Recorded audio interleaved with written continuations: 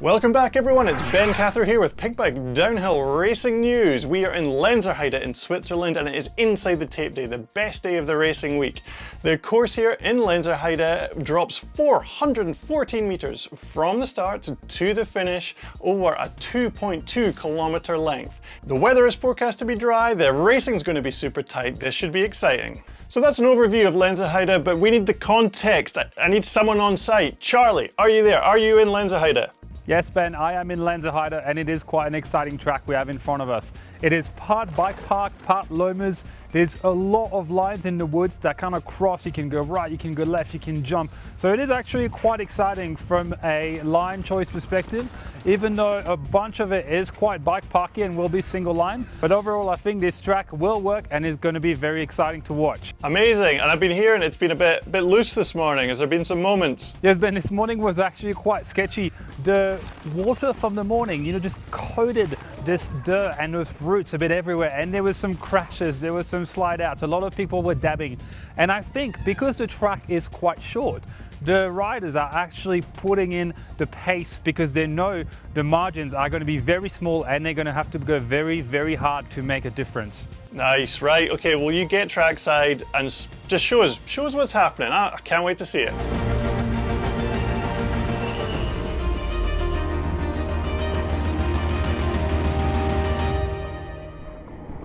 I am in this new section at the very top, so it's about 50 meters down from the starting gate. So you can either go right, left, right. It's basically just a series of berms with a bit of a jump on that left-hander, or you can get out of the first right-hander, gap into that left-hander. However, you can either land on the inside, which seems to be a little bit janky. Also, it doesn't line you up very well for that next right-hander, or you can jump to go and land in that second left-hand berm that will set you up better to go into that right-hander. Follows a straight line that gaps onto a gravel road.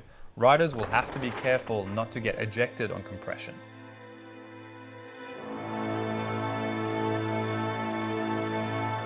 Then we get onto a single line off camber section, which can actually take you out if you lose focus as it's very narrow.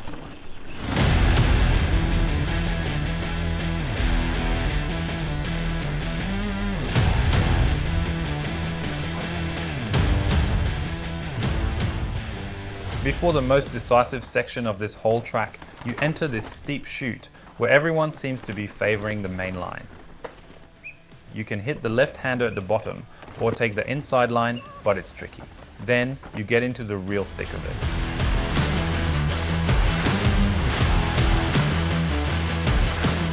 Yes, it's that time of the video, folks. Our technical guy, Ken Bathrow, has fired up his PC computer so he can get some clips, mash them together, create a ghosted comparison and find out who did this section the fastest. Take it away, Ken.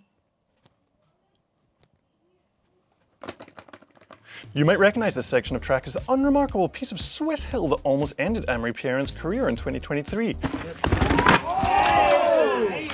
The neck fracture was due to the unlucky nature of the landing, but that slip that started it is all too common on this section of track. Why? Hazards, camber, and shade. Oh my. Hazardous rocks and roots litter the trail in numbers too high to process its speed. The trail is aggressively cambered to the right, which demands traction from the tires lest you end up in the trees searching for your ego. And the sun barely touches the section of the hill until late in the day, which means you will break traction. Like I said, it definitely wants to push you in early, so you just gotta be really careful. And you will like it. Also, there's holes, compressions, braking zones, and an outside, middle, and inside line, which leads onto one of the longest, flattest sections of the track that requires composure and exit speed above all. Overcook the entrance and you'll dribble out like a leaky tap. Waste time setting up and you might have already lost the race. Let's put the two hottest prospects on the chopping block and see who keeps their heads this week. The world champ Jackson Golson goes for the high setup middle and then cuts to the inside before getting on the gas. Nimble, but a little messy on the entrance. Loic Bruni comes in fast, commits to wide, keeps it clean and carries the momentum all the way round. High speed, but high distance. I've combined the two, and look at this speed of Loic Bruni into this section. He's going wide. He knew he didn't need to slow down, but Jackson is slowing down. He gets caught in that compression. It stalls him. It loses him time as Bruni accelerates around the outside. He gets it so good, carrying momentum, but Jackson is on that shorter line. He lands. He gets on the gas earlier than Bruni. He nibbles it right next to the crash pad, and he gets more pedal strokes in. He is carrying a tiny bit more speed, but he's not going to catch him. 0.17 to Loic Bruni. He's the fastest in this section, but wait, what's that? Can you hear that? Oh, it's Amaury Pierron! After the incident here 2 years ago, I did not think we would see him return to this form. Look at the speed of him through here. He goes high, but he goes inside. Inside, he's completely inside. So let's compare this man, Amaury Pierron, the neck breaker, against who was fastest in that last one. It was Loic Bruni. Come on, here we go. But Loic is faster into it. Look at him. He's a bike length in front because he knows he's swinging high. He knows he doesn't need to slow down. Amaury's got this tricky inside line. It is super direct, but this corner at the bottom is so tight. He goes over the drop. He gets super close to the pole. Oh, and he has to nibble past it, but look how much further in front he is. Bruni will have carried more speed around the outside. Can he catch him? No, it goes to Amaury Pierron. Back to you, Ben. Go on, Ken. How does he do it? How does he do it? Back to you, Charlie. After some teeth rattling action, the riders got to hit very fast jumps and berms.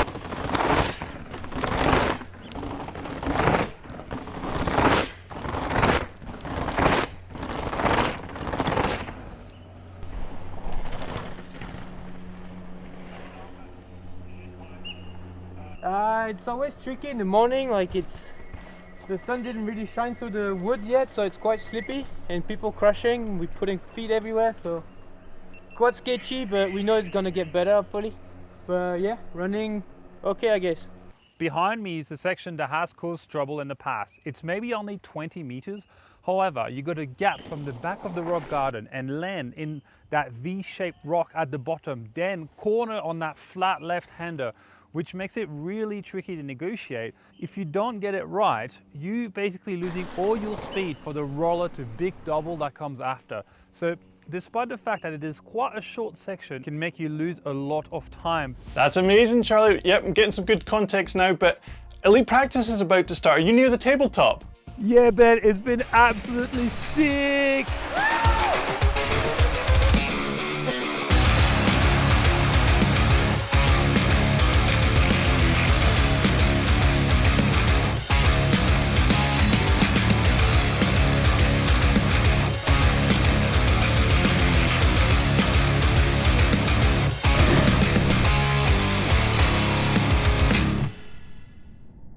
Oh, that was good. Glad you caught that. So, are there any changes that you've seen on track? In years prior, there was an issue with that big table. The riders were getting in so fast they would often flat land, which was quite dangerous considering the amplitude of the jump. And it seems like they acknowledge the problem. They have pulled the track in a way that you can only hit the very, very edge of that shark fin. That stops you from being able to go full tilt into that right-hander and hit that table.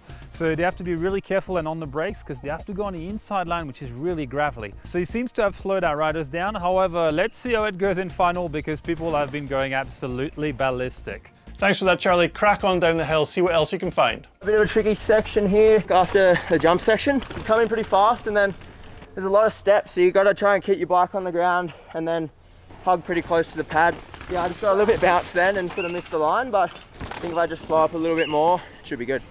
Getting out of the woods, we get into a Gruyere cheese heavy section, which is very fitting for the last Swiss race of the season. Do I like cheese? Do you like cheese? Not the biggest fan, but I'll eat it.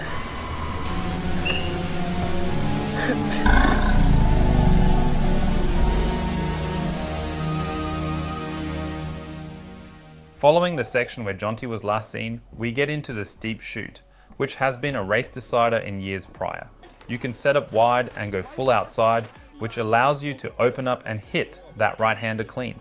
You can also go inside, which is shorter, but that means having to wrestle your bike to go around the berm. Or you can set up wide, outside, brake, then dive inside, which shortens the bottom section.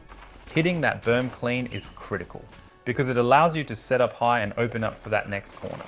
Otherwise, you get stuck on the bottom line and lose speed when it comes to turning. So this is not the first time this section behind me has caused issues. You can go in between those two nasty rocks where your pedals barely fit in and go on the outside. You can kind of gap behind that huge rock, but this seems like a few of the riders have already broken some wheels on there. I really cannot tell you which one's fastest. They all look so different and janky, but I know it might be a decider for the final in each category. If the riders manage to get out of this rock section, they get to the last part of the track. After negotiating 3 big rock steps or hitting the high line, they enter the jump and berm area, which are actual bike park sections, including optional inside lines. Here they'll find some wooden jumps, built up berms leading onto the infamous table people have overshot, into a slidey left corner or the net, depending on your speed. Finishing off with a rather high drop that looks like a diving board. That was amazing, Charlie. Thank you so much for that context, really understanding how this is going to be super challenging and tight race now. What were the main things you saw from today? Yeah, Ben, so the main thing we saw today is that the track is actually really rough, I think, compared to the last few years. Obviously, it's not a new track anymore, so the ruts have kind of cut in. There's some braking bumps, there's some big bomb holes everywhere, and there has been a lot of flat tires and a fair amount of crashes as well, Ben, today. So that is very interesting. That probably shows that the track is quite hard. I think it's going to be very exciting, and we're going to see a fierce and really, really close battle come Saturday. Nice. Okay, well, the viewers at home, watch the race when that comes out. Should be tomorrow. And yeah, thank you very much. Stay tuned for Story of the Race, and Charlie and I will be back.